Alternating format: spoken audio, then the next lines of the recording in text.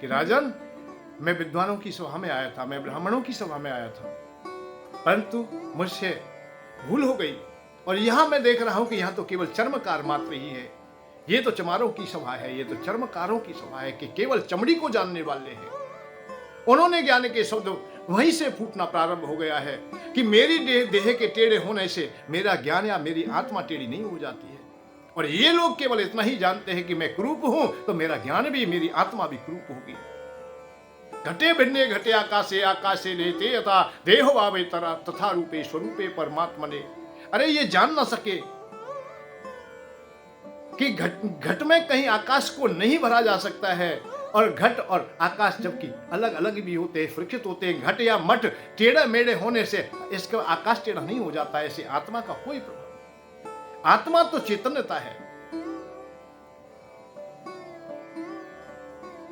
तो वहां बात आई है कि क्या सत्य था, वो सत्य था। जब वो बात रखी सामने तो अष्टावक्र महामुनि ने तो एक ही बात कही, ना तो ये सत्य है और ना वो सत्य है। जो तुमने देखा था वो भी स्वप्न है, और जागृत अवस्था में हो वो भी तुम्हारा स्वप्न है। क्यों? कि आज तुम राजा हो, कल राजा ना रहेंगे आप तुम्हें जीवन मिला हुआ, कल जीवन ना रहेगा। और इस गद्दी पर ना जाने कितने राजा बैठ चुके हैं और कितने आने वाले तैयार हैं। नातम विप्र आदि को वर्णो नक्षवी न गोचर असंगो असी निराकारो सर्व साकी सुखी भव। अरे ना तुम ब्राह्मण आदि हो, ना क्षत्रिय हो, ना तुम राजा हो, इस गद्दी पर ना जाने कितने बैठ चुके हो। इस सत्य को जान लीजिए और सुखी हो जाइए। वो भी सत्य नहीं था और ये भी जो वर्तमान तुम्हारा है ये भी सत्य नहीं है, क्योंकि ये स्थिर नहीं है, ये भी तुमसे जाने वाला, छूटने वाला। धन के साथ धर्म की ओर, सुख की खोज।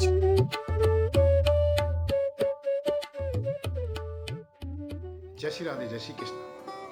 आज हम, आप और हम दोनों मिलकर के चर्चा करेंगे, और ये चर्चा हमारे आपके बीच में होगी और बहुत नजदीक होगी। और ये नहीं है कि हमारी चर्चा उन लोगों से है जो हमसे कोसों दूर है, या हम आपसे दूर हैं। हम दोनों नजदीक हैं और दोनों एक दूसरे की बात समझने का प्रयत्न करेंगे। ऐसा अनुभव आप लोग कीजिए कि हम और आप बातें कर रहे हैं, क्योंकि समाज में रह करके हमें साथ ही चलना होगा, साथ ही रहना पड़ेगा। और जो साथ चलते हैं वही तो सार्थकता पाते हैं। मेरी जो चर्चा है मेरे अपने भाइयों से है, अपने मित्रों से है, अपने सखाओं से है। जो अपने संबंधी हैं उन्हीं से है मेरी। आप मेरे नजदीकी हैं, जो आप मुझे सुन रहे हैं, और आपके हृदय की बातें मैं समझने का प्रयत्न करूंगा। और इन बातों में से निश्चित ही आपके हृदय की बातें होंगी। ये भी ना समझें आप लोग कि आपकी मैं चर्चा नहीं कर रहा हूं। जो भी सुनेगा उसकी चर्चा कर रहा हूं मैं। उन्हीं की बातें हैं ये, उन्हीं की बातों का संजय है हमारा। तो हम एक दूसरे के साथ में हैं और पूरक हैं। नैन हमारे सीख रहे हैं हंसना झूठी बातों पर, और सूरज पर प्रतिबिंब अनेकों और भरोसा रातों पर। सूरज पर प्रतिबिंब अनेकों और भरोसा रातों पर, नैन हमारे सीख रहे हैं हंसना झूठी बातों पर। सूरज का भाव है कि सत्य पर हम प्रतिबंध लगाते जा रहे हैं। जहां सत्य था उसे हम ढांक देते हैं या छोड़ देते हैं, और उससे हम ये निश्चित कर लेते हैं कि आज इससे तो हमारा कोई प्रयोजन है ही नहीं, भाई छोड़िए। हम छोड़ बहुत जल्दी देते हैं। जब कहीं अच्छी बातें आती हैं तो तत्काल कह देते हैं इन बातों को छोड़िए। हमें झूठ की बातों में अच्छा लगता है, हमें बुराई की बात अच्छी लगती है। हम किसी की बुराई करें तो बहुत अच्छा लगता है हमें, और ये स्वभाव बन चुका है और स्वाभाविक गुण हो गया है हमारा कि हम जहां चार आदमी बैठेंगे स्वाभाविक ही हम लोग किसी ना किसी की चर्चा करेंगे, और उस व्यक्ति की चर्चा करेंगे जो अपने पास में नहीं है। और हो सकता है कि उससे हमारा कोई प्रयोजन भी ना हो, कोई स्वार्थ सिद्धि भी ना हो, परंतु हम उसकी चर्चा करेंगे कि अमुक व्यक्ति ऐसा है, अमुक व्यक्ति ऐसा है। और ऐसा कैसा है, उन बातों को करेंगे जो स्वयं की बातें हैं। हम में भी वो लोभ है, हम में भी काम है, हम में भी क्रोध है, हम में भी अहंकार है। सब विषय हमारे पास में भी है, परंतु दूसरे के विषयों को हम लोग बहुत बढ़ चढ़ करके बात चर्चा में लाएंगे और बड़ा सुख का अनुभव करेंगे। तो सत्य को ढांकने में हम लग जाते हैं। अपने भी सत्य को ढांका है और दूसरे के सत्य को भी ढांका है। जब हम सत्य को ढांक लेते हैं, सत्य को हम सत्य नहीं कह पाते, तब ये परेशानी आती है। भाई सत्य को हम सत्य कह दें, जल की बूंदों को जल ही समझ लें हम लोग, पानी को हम पानी कह दें, तो फिर कैसा रहेगा? भाई पानी को हम पानी कहें और नाना प्रकार के उनके नाम रख दिए जाए, और रखने से वो पानी पानी नहीं, पानी से कुछ और नहीं हो जाएगा, वो पानी है। नीर खीर तो लिख ना पाया, पानी को तू पानी लिख, और मिथ्या जीवन के कागज पर सच्ची कोई कहानी लिख।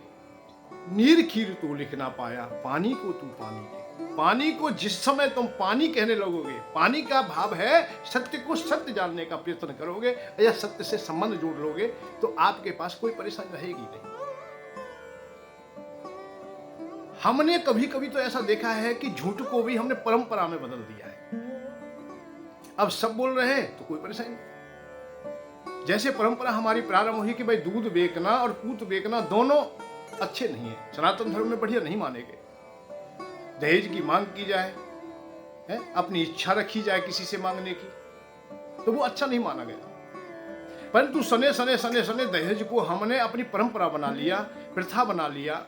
अब देने वाले की सामर्थ्य है या नहीं है, उससे कोई हमें प्रयोजन नहीं है, परंतु हम अपना सम्मान उसी में देख रहे हैं।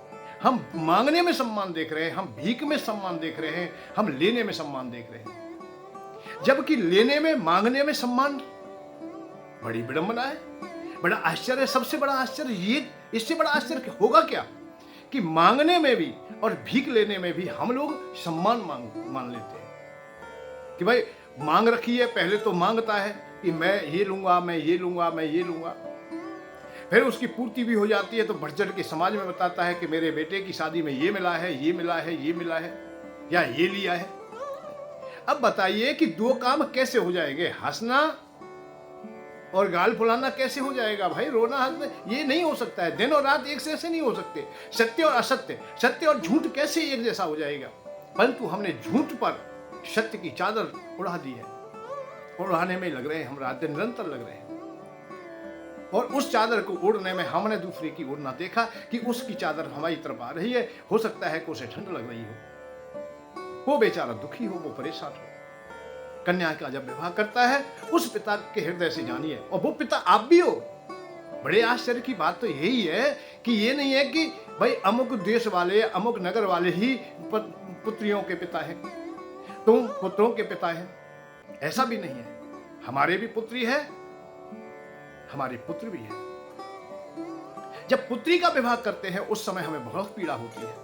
उस समय हम धर्म की दुहाई देते हैं कि आज तो भैया समाज में ना जाने क्या हो गया है, पहले ही तय कर लेते हैं, पहले ही मांगने लगते हैं। आज आदमी गिर गया है, आज इतना छोटा आदमी हो गया है कि वो दहेज मांगता है, परंतु उसकी कन्या का सब विवाह हो गया, जैसे तैसे हो गया। होने के कुछ समय बाद ही वो भूल जाता है कि बड़ी कठिनाई से तूने अपनी कन्या की विदाई की थी, और वो भी उसी पारी में खड़ा हो जाता है, उसी पाली को सामने ले लेता है, और वो भी मांग रख देता है कि मैंने भाई बेटी की शादी में इतना लगाया है, मैंने गाड़ी दी है, मैंने मोटरसाइकिल दी है, मैंने नगदी दी है, मैंने सोना चांदी दिया है, मैंने इतनी बारात की सेवा की है, ऐसा मैंने किया है, तो मुझे भी तो चाहिए, मेरी भी तो समाज है, मैं भी तो समाज में बैठता हूँ। वही फिर मांग रखने लगता है। इन्हीं बातों को हम लोग परंपरा बना लेते हैं, अपनी शान बना लेते हैं, जबकि वो झूठी शान है। भिखारी की कोई शान नहीं होती, जब मांग रहा है उसकी क्या शान होगी? परंतु बढ़ चढ़ के कह रहा है तो सब ताली भी बजा रहे, क्योंकि सब एक जैसे हो गए हैं।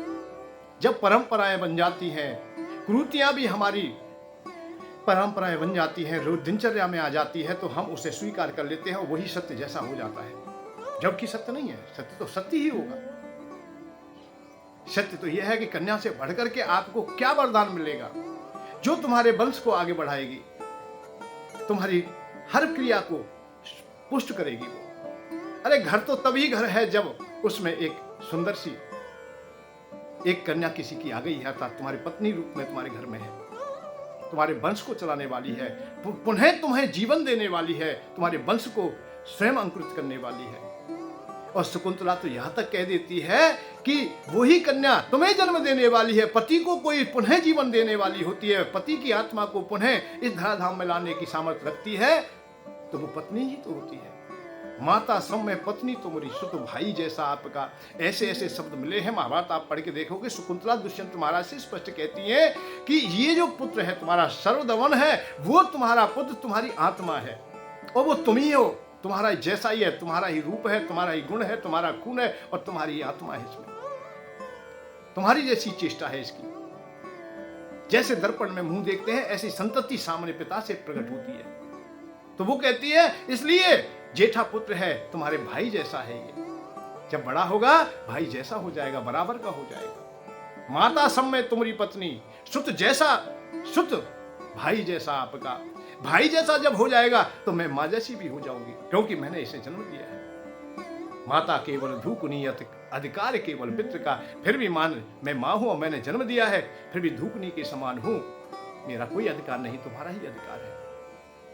ऐसी धरोहर हम जब लेके आते आता हमें मिलती है, सर्वश्रेष्ठ दान हो जाता है। इसीलिए सनातन धर्म में ये कहा गया है कि कन्या से बढ़कर के कोई भी दान नहीं है।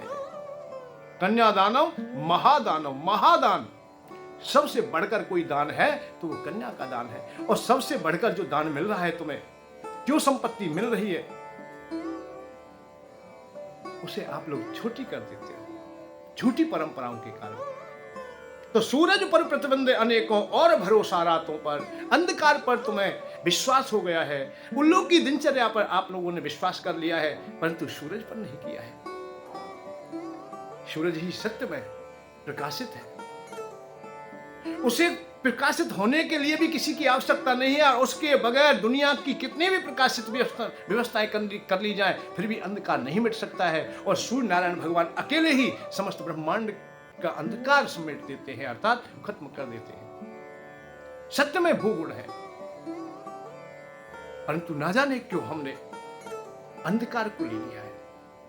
उस अंधकार में जीवन को ही सत्य मान लिया है, सत्य जैसा मान लेते हैं हम लोग, उसे अपना लेते हैं कि सत्य है। रात्रि में सोए हुए भी हम जब स्वप्न देखते हैं तो उसको भी हम सत्य मान लेते हैं कि यही तो है। तुलसी बाबा ऐसे इशारा करते हैं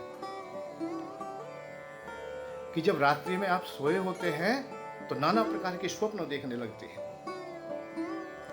और स्वप्नों में ना जाने क्या क्या देख ले। जैसी कामनाएं होंगी, जैसी इच्छाएं होंगी, वैसा तो दिखाई देगा ही देगा, अलग से भी दिखाई दे सकता है। जैसे संसार के भोगों का अभाव है, संसार की वस्तु प्राणी का अभाव है, वो दिखाई देता है। या ये कहिए दिन में जो व्यापार किया जाता है, रात में ही उसका हिसाब किताब होने लगता है। भाई रात्रि के समय वही तुम्हारे सामने दिनचर्या सामने आ जाती है जो दिवस में तुमने अर्जित की है। जिनका विवाह नहीं हुआ है उनकी शहनाई बजने लगती हैं, सुंदर सुंदर वधुएं आ जाती हैं, अच्छे अच्छे गान होने लगते हैं, अर्थ के अभावी अर्थ देखने लगते हैं, और पद के सम्मान पाने वाले राजा महाराजा तक हो जाते हैं। इस स्वप्न में तो बहुत कुछ बढ़िया होता है, पर तुलसी बाबा कहते हैं मोह निशा जग सोवन हारा, ये मोह की निंद्रा में ये दुनिया सो रही है। जैसे स्वप्न में सोते हैं, ऐसे ही मोह की निंद्रा में हम सब लोग सो रहे हैं। और जो सो जाता है वो अपने को भूल जाता है। जैसे स्वप्न को हम सत्य मान लेते हैं, ऐसे ही हम इस अवस्था में भी हम इस जीवन को ही सत्य मान लेते हैं, बेईमानी को सत्य मान लेते हैं, झूठ को, छल कपट को हम सत्य मान लेते हैं। छल कपट को हम अच्छा मान लेते हैं, चतुर है भाई, पैसा कमाना जानता है ये। झूठ बोलता है, उसकी चिंता नहीं, पिता के से ही कह रहा है कि मैंने ऐसे कहा ऐसे कहा, और कि झूठ बोला, पर पिता ने पूछा भी नहीं कि, और पिता जान रहा है कि झूठ बोल के पैसा लाया है, फिर भी कह रहे हैं कि पढ़े लिखे हैं भाई, बड़े बैरिस्टर हैं ये तो, अच्छे हैं, अच्छा पत्रकार है। तो हम लोग सत्य पर जब इच्छाओं की अर्थात विषयों की, कामनाओं की चादर उड़ा देते हैं, तो सत्य को ढकने का प्रयत्न तो हमने कर ही दिया है, और उसी को अपनी दक्षता मान लेते हैं। मोह निशा जग सोवनहारा, मोह की निंद्रा में हम सो गए, हम भूल गए कि हमारा लक्ष्य क्या था, हमें पाना क्या था, हमारा जीवन क्या था, हमें जीवन मिला क्यों, इस जीवन का उद्देश्य क्या है। हम हर चीज को एक तरफ करते चले गए, और केवल आज को ही हमने सत्य मान लिया है।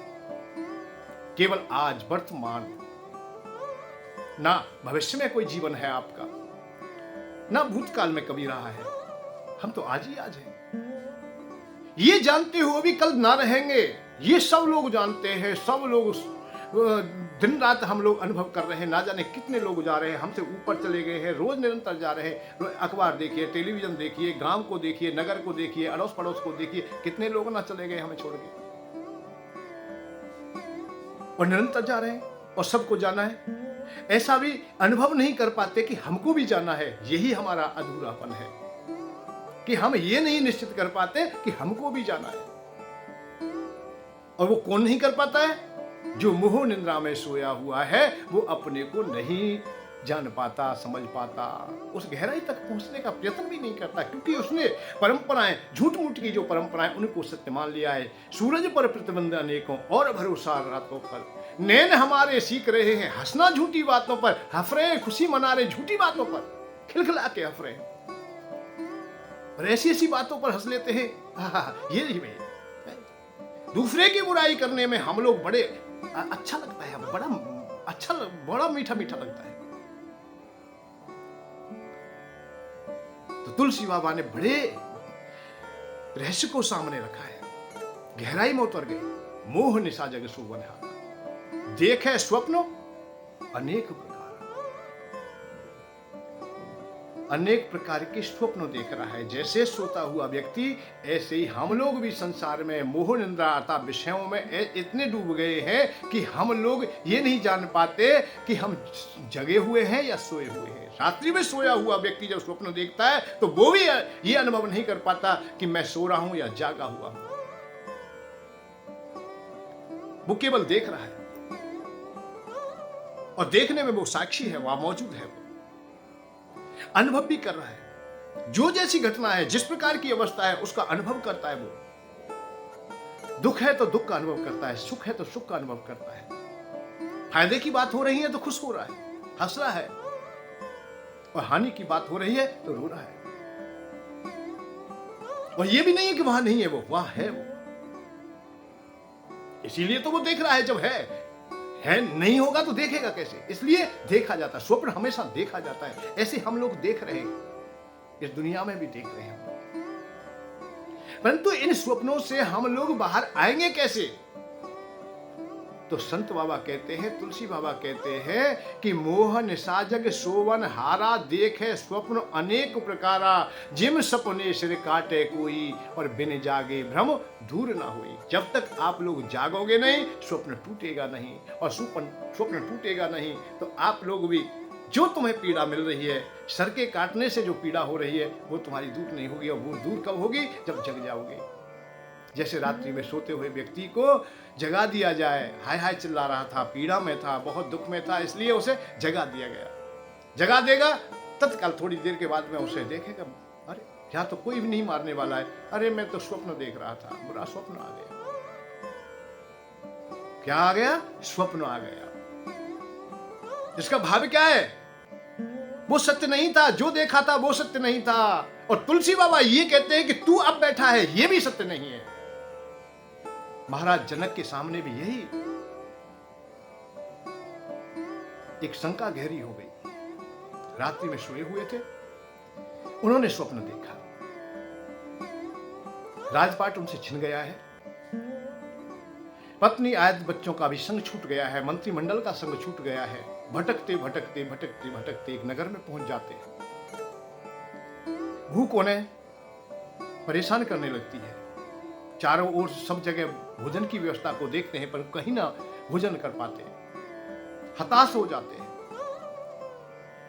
जिज्ञासा रखते, जब अधिक भूख होती है तो जिज्ञासा की है उन्होंने कि किसी से ले ही लूं मैं, कहीं भोजन मिलता नहीं।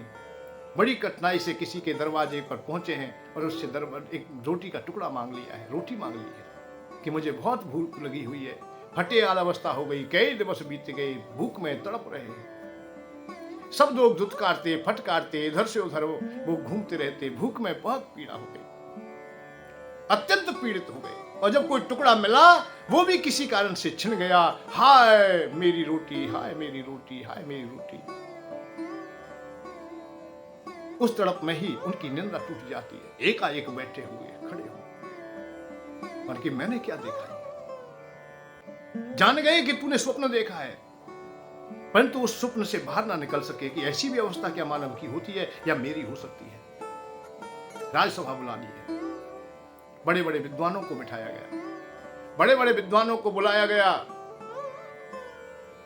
उनको बताया गया कि इस प्रकार से मैंने स्वप्न देखा है कि मैं दर दर की ठोकर खा रहा हूं और एक रोटी के टुकड़े के लिए मैं इतना विलाप किया है, इतना रोया हूं जिसकी कोई सीमा नहीं, बड़ी कठिनाई से प्राप्त किया और उसे भी एक श्वान लेके भाग गया। तो इस घटना में सत्यता कहां है, कौन सत्य है? और आज मैं देख रहा हूं कि मैं राजा हूं, मैं राजगद्दी पर बैठा हूं, ये सत्य है या वो सत्य है? इसमें से सच्चाई कहां है? अनेक विद्वान बुलाए गए। बड़ा कठिन होता है निर्णय करना। इन रहस्यों को केवल वो ही बता सकता है कि जो इन रहस्यों से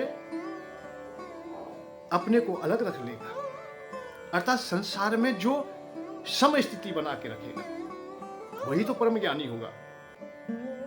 जो संसार में रहते हुए संसार में नहीं रहता है। भगवान ने कृष्ण भी इशारा करते, जगा कौन और सोया कौन। गीता जब आप पढ़ेंगे तो उसमें बड़े बड़े रहस्य सामने आ जाते हैं। एक योगी निरंतर जागते हुए भी अपने को सोए हुए की अवस्था में डाल देता है, क्योंकि संसार को वो सोया दिखाई देता है, परंतु सोते हुए भी वो जगा हुआ होता है। तो उसी समय महाराज जनक की सभा में अष्टावक्र महामुनि आते हैं। अष्टावक्र मुनि अष्ट अंगों से टेढ़े हैं, कुरूप हैं।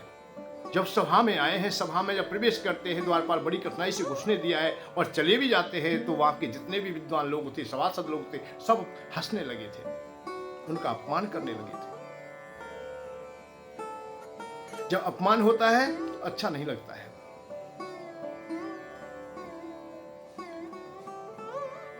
अपमान जब सबने किया है तो वो भी हंसने लगे। जब सब अपमान कर रहे थे तो उन्होंने भी हंसना प्रारंभ कर दिया है कि मैं भी थोड़ा सा हंस लेता हूं। जब सब हंस रहे तो मैं भी हंस लेता हूं। उन्होंने जब हंसना प्रारंभ किया तो राजा को अच्छा नहीं लगा। क्यों? कि वहां मंत्रिमंडल है, बड़े बड़े लोग हैं, और उनका यदि उपहास किया जाए तो अच्छा तो लगेगा ही नहीं। भाई राजा ने कहा है कि हे ब्राह्मण बालक, मैं ये तो समझ गया ये क्यों हंसे हैं, परंतु मैं ये ना समझ सका आप क्यों हंसे। मैं ये ना समझ सका आप क्यों हंसे। तो उन्होंने उस समय ऐसे कड़वे शब्द बोले, परंतु बड़े सार्थक थे कि राजन, मैं विद्वानों की सभा में आया था, मैं ब्राह्मणों की सभा में आया था, परंतु मुझसे भूल हो गई और यहां मैं देख रहा हूं कि यहां तो केवल चर्मकार मात्र ही है। ये तो चमारों की सभा है, ये तो चर्मकारों की सभा है कि केवल चमड़ी को जानने वाले हैं। उन्होंने ज्ञान के शब्द वहीं से फूटना प्रारंभ हो गया है कि मेरी देह के टेढ़े होने से मेरा ज्ञान या मेरी आत्मा टेढ़ी नहीं हो जाती है। और ये लोग केवल इतना ही जानते हैं कि मैं कुरूप हूं तो मेरा ज्ञान भी, मेरी आत्मा भी कुरूप होगी। घटे भिन्ने घटे आकाशे लेते यथा देहो भावे तथा रूपे स्वरूपे परमात्मने। अरे ये जान ना सके कि घट में कहीं आकाश को नहीं भरा जा सकता है, और घट और आकाश जबकि अलग अलग भी होते हैं, सुरक्षित होते हैं। घट या मठ टेढ़े मेढ़े होने से इसका आकाश टेढ़ा नहीं हो जाता है। ऐसे आत्मा का कोई प्रभाव। आत्मा तो चैतन्यता है। तो वहां बात आई है कि क्या सत्य था, वो सत्य था। जब वो बात रखी सामने तो अष्टावक्र महामुनि ने तो एक ही बात कही, ना तो ये सत्य है और ना वो सत्य है। जो तुमने देखा था वो भी स्वप्न है, और जागृत अवस्था में हो वो भी तुम्हारा स्वप्न है। क्यों? कि आज तुम राजा हो, कल राजा ना रहेंगे आप तुम्हें जीवन मिला हुआ, कल जीवन ना रहेगा। और इस गद्दी पर ना जाने कितने राजा बैठ चुके हैं और कितने आने वाले तैयार हैं। नातम विप्र आदि को वर्णो नक्षवी न गोचरो असंगो असी निराकारो सर्व साकी सुखी भव। अरे ना तुम ब्राह्मण आदि हो, ना क्षत्रिय हो, ना तुम राजा हो। इस गद्दी पर ना जाने कितने बैठ चुके हो। इस सत्य को जान लीजिए और सुखी हो जाइए। वो भी सत्य नहीं था और ये भी जो वर्तमान तुम्हारा है ये भी सत्य नहीं है, क्योंकि ये स्थिर नहीं है। ये भी तुमसे जाने वाला, छूटने वाला है। तो सत्य की पहचान जब आएगी, जहां कहूं सत्य तुम्हारे सामने होगा, उससे समझने का अवश्य प्रयत्न करना। ठुटोली बहुत कर ली है, मजाकें बहुत कर ली हैं, हमने झूठी परंपराओं को बहुत पाया है और बहुत समेट के रख लिया है। झूठी परंपराओं को हमें छोड़ना पड़ेगा। नैन हमारे सीख रहे हैं हंसना झूठी बातों पर, हम झूठी बातों पर ही खुश हो लेते हैं। जो झूठ मूठ की बातें हैं, जिनसे कोई प्रयोजन नहीं है, जो हमारे काम ना आने वाली, ना अहलोक में हमें शांति देंगी, ना परलोक की यात्रा में हमारे काम आएंगी। दोनों यात्राओं में हम लोग जब अधूरे रह जाते हैं तो उन चर्चाओं से मतलब क्या है? हमें क्या हम उनसे प्रयोजन सिद्ध कर पाएंगे? ऐसी चर्चाओं को हमें छोड़ देना चाहिए। चर्चाएं वो जो हमारी सार्थकता दे, जो समाज में धर्म का निर्माण करे, धर्म का संग करे, धर्म को मजबूती दे, समाज में हम अच्छी प्रकार की प्रतिष्ठा प्राप्त करें, आने वाला युग हमसे कुछ प्राप्त कर ले, वर्तमान में भी कुछ सीख ले और आने वाले युग निरंतर तुम्हें याद करते रहे कि आप लोग कुछ देखे गए हैं। यदि वैसे ही चले गए कीट पतंग पशु की भांत तो कुछ नहीं, क्योंकि कल का तो पता भी नहीं है। पानी जैसा बुलबुला कहा गया है, ऐसे पानी जैसा बुलबुला असमानस की जा, देखते ही छुप जाएगा जो सारा प्रभात। अरे छुप जाएगा, पता नहीं, अगले पल का नहीं पता है कि हम कहाँ जाएंगे, कहाँ रहेंगे, किस अवस्था में होंगे, कौन अपना होगा, कौन ना होगा। जैसे नदी में बहते हुए तिनके अनेक काष्ठ के टुकड़े, लकड़ी के टुकड़े आपस में मिल जाते हैं, पर कुछ समय के बाद सब अपनी अपनी दिशाओं को बदल लेते हैं, अर्थात विपरीत दिशाओं में चले जाते हैं, बिछुड़ जाते हैं, पता नहीं फिर कब मिलेंगे या ना मिलेंगे। ऐसे ही हम लोग जहाँ इकट्ठा हो गए हैं, हम आप लोग जो चर्चा कर रहे हैं, मिल रहे हैं, हम लोग आप लोग बात कर रहे हैं, तो ये ऐसे ही मिले हैं, सदैव के लिए स्थिर नहीं है। कैसा तमाशा चल रहा, झूठ सच को छल रहा, मानव से बनता आदमी अब देवता को खल रहा। कैसा तमाशा चल रहा, ये तमाशा है तो तमाशे को भाई तमाशा ही रहने, या तो फिर ऐसा ये तमाशा है तो तमाशा ही रहने दीजिए। तमाशा देखने वाले तमाशा खुद न बन जाना, खुद उसमें सम्मिलित ना हो जाए।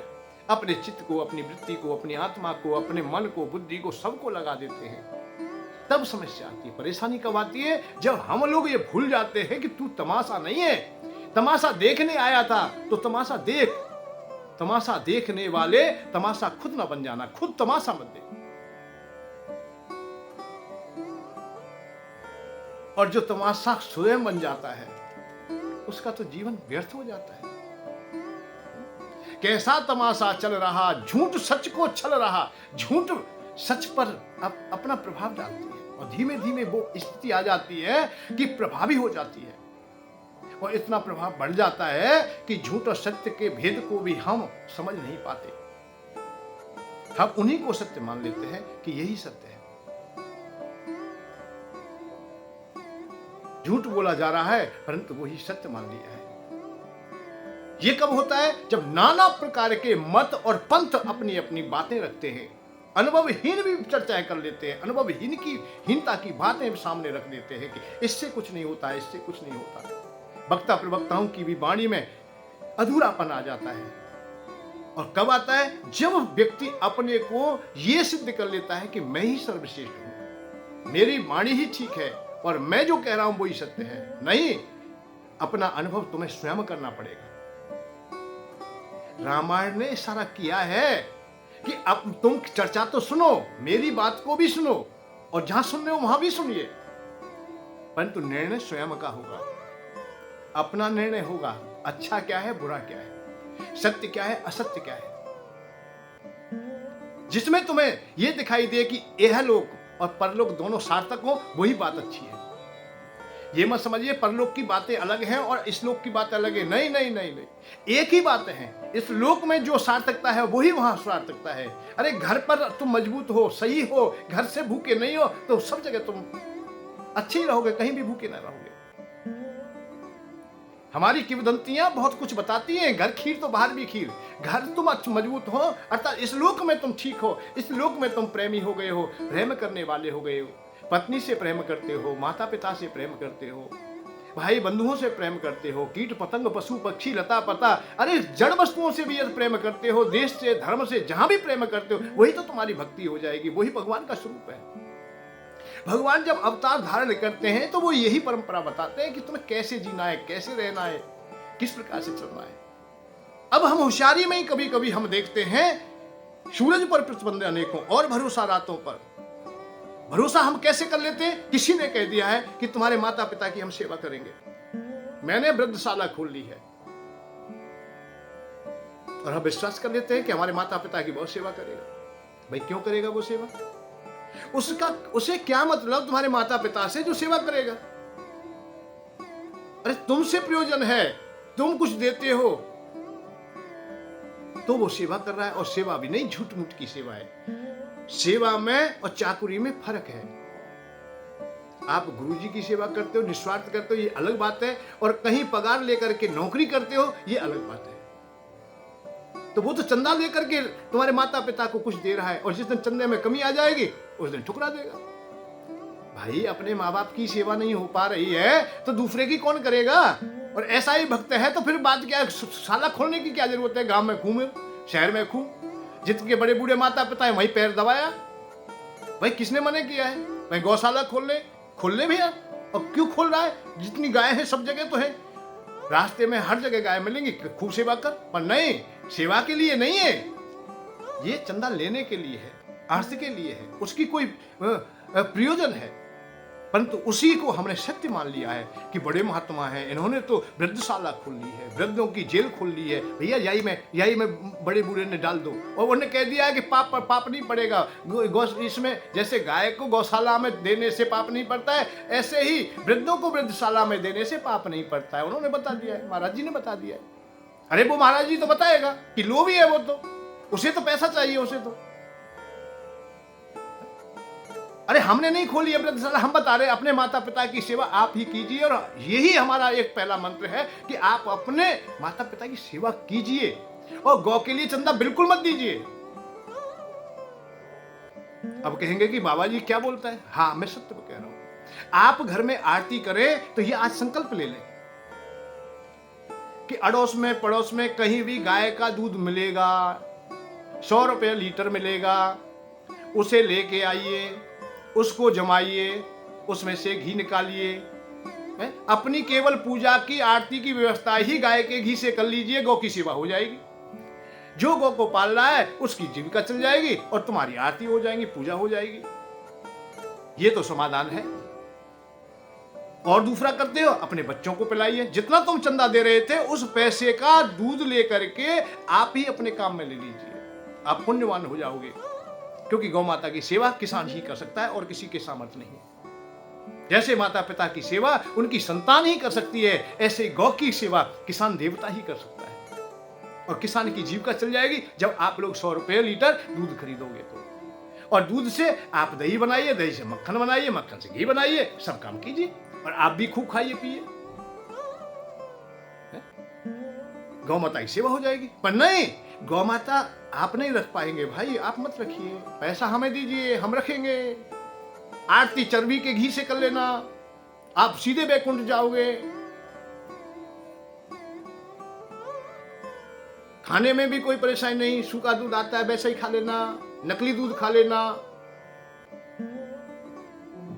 बताइए वो गुरु कैसा है? वो ये नहीं बताता है कि भाई गौ माता की सेवा तो तब होगी, तुम कम से कम कुछ ना करें। भाई मुझे पैसा नहीं चाहिए, तुम आज संकल्प लीजिए, या मेरे शिष्य हो, मेरे पुत्र हो, मेरी बात मानिए कि आज के बाद गाय का दूध से ही जो घी निकलेगा उसी से आरती पूजा होगी घर में। अरे एक दीपक तो जलाओगे रोजाना, और वो घी अपने आप निकाल करके। अब आप लोग जब मांग करोगे कि गाय का दूध चाहिए, गाय का दूध चाहिए, तो किसान की जीविका चल जाएगी। आज अवस्था क्या है कि किसान की जीविका नहीं चल पा रही है, क्योंकि जो धर्मात्मा महाराज हैं वो ही गाय के दूध को नहीं लेते। भाई पतला है, इसको नहीं लेते हम लोग। चर्बी युक्त डालडा से, घी से, उल्टे सूदे से आरती कर लेते, भंडारे तक कर लेते हैं, परंतु गाय की चिंता नहीं है। तो ये हमने झूठी जो परंपरा है उसे सत्य जैसा बना दिया। भाई गौशाला खोल ली जाए, और खुलवाने में भी हम सहयोग कर रहे हैं। वृद्धशाला खोल ली जाए, उसमें भी हम सहयोग कर रहे हैं। मंदिर भगवान शाला भी खोल ली जाए, उसमें भी सहयोग कर रहे हैं भाई। क्यों मंदिर पर मंदिर क्यों बनाए जा रहे हो भाई? कोई नहीं पूछने वाला, क्यों नहीं पूछते भाई? तुम, आप लोगों की भी जिम्मेदारी है, समाज की भी जिम्मेदारी है, मंदिर पर मंदिर क्यों बना रहे हो? अरे भैया, अयोध्या में मंदिर है, भगवान राम का मंदिर बन गया, बहुत बढ़िया, अब जरूरत क्या है? वृंदावन में बिहारी जी का मंदिर है तो फिर और क्या जरूरत है? गिरिराज जी में गिरिराज जी है तो और क्या है? मेहदीपुर में हनुमान जी के बालाजी का है तो और क्या जरूरत है? अरे माँ जाएंगे, हम 100 कोस दूर से जा रहे हैं तो किसके लिए जा रहे हैं? आप वृंदावन आते तो किसके लिए आ रहे हैं बताइए? आप केवल बिहारी जी मंदिर के लिए ही आ रहे हैं। और अनेकानेक मंदिर बनने के कारण, और मंदिर किसके लिए बनने? केवल चंदा के लिए, वही प्रयोजन है। जमीन खरीदेंगे, बिल्डिंग बनाएंगे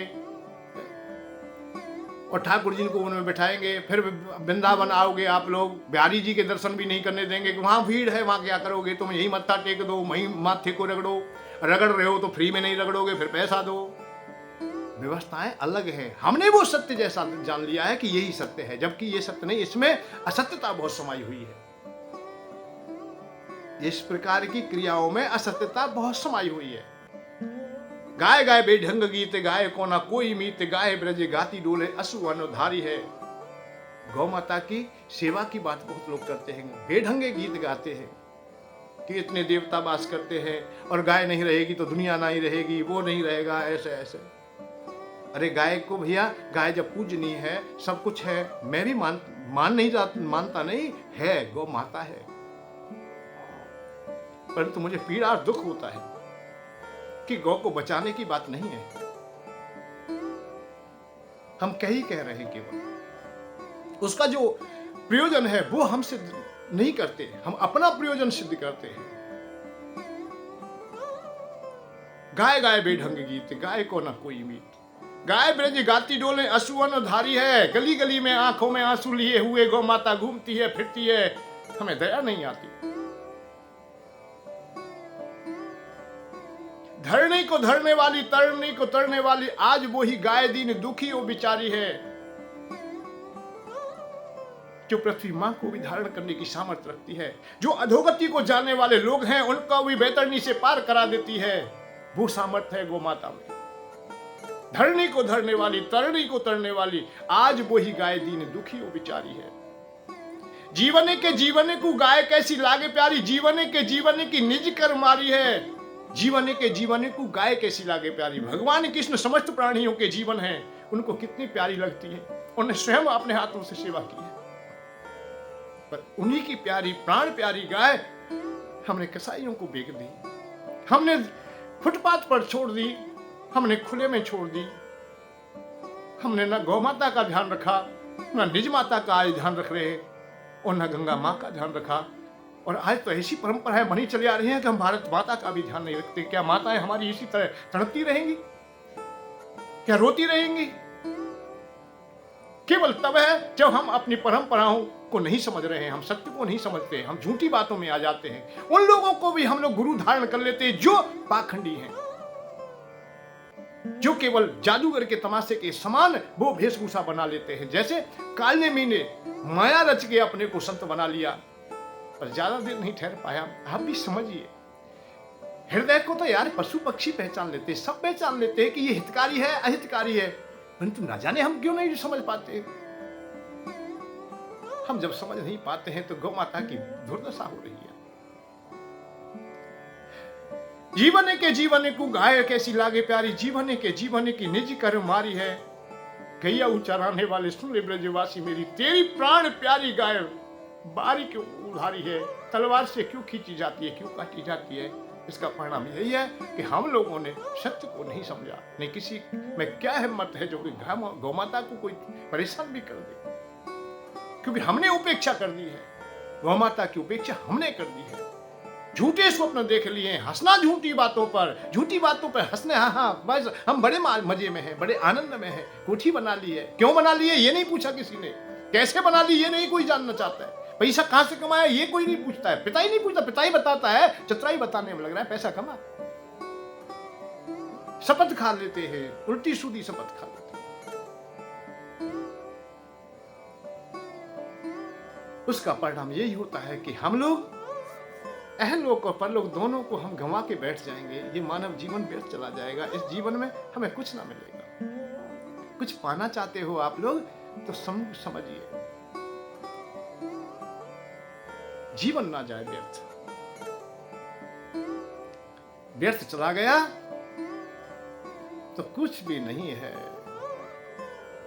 फिर वापस बड़ा कठिन है मिलना। ये जीवन कीमती है, बड़े भाग्य से प्राप्त हुआ है तुम्हें। इसे केवल उस प्रकार से न गंवा दे कि जहां रिक्त रह जाए, कुछ हाथ में हमारे में ना आए। हमने जीवन की चौसर पर दाव लगाए आंसू वाले, हमने जीवन की चौसर पर दाव लगाए आंसू वाले। कुछ लोगों ने हर पल हर दिन मौके देखे बदले पाले, पाले बदलने में बड़े होशियार हैं। मौका देखते आज मौका मिल जाए, बस करना ना पड़े, संपत्ति हमें मिल जाए। ये कामना बताइए किसकी नहीं, करना ना पड़े संपत्ति मिल जाए। भाई ऐसा मत कीजिए, ये विचारधारा उचित नहीं है। कर्म करके, काम करके आपको कुछ मजदूरी मिलेगी, उसमें बड़ा आनंद आएगा, अच्छा लगेगा। और बैठे ठाले मिल जाएगी, आप रास्ते से भटक जाओगे, ना तो इस लोक में भी सार्थकता पाओगे, ना उधर भी पाओगे। और वो लोग भी क्या है जो हम परंपराओं के द्वारा ही, झूठी परंपराओं से ही जीविका के साधन भी बटोर लेते हो, चाहे हमें वो परंपराएं उधारी में बेचनी क्यों ना पड़ जाए। परंतु नहीं, काम कर्म कर्तव्य को निर्वाह करते हुए अपने जीवन को सहस्तिकता में लाए, समझने का प्रयत्न करें। मौके ना बदलें, पालों को ना बदलें। हम अपनी परंपराओं को जब बदलते चले जाते हैं तो मूल परंपरा से हम कोसों दूर चले जाते हैं, फिर हमारे पास कुछ शेष नहीं रह जाता। उसका परिणाम होता है कि कितने लोग ऐसे हैं जो अपने सनातन धर्म को भी त्याग चुके हैं, उनकी परंपराओं को त्याग चुके हैं, उनकी क्रियाकलाप को त्याग चुके हैं।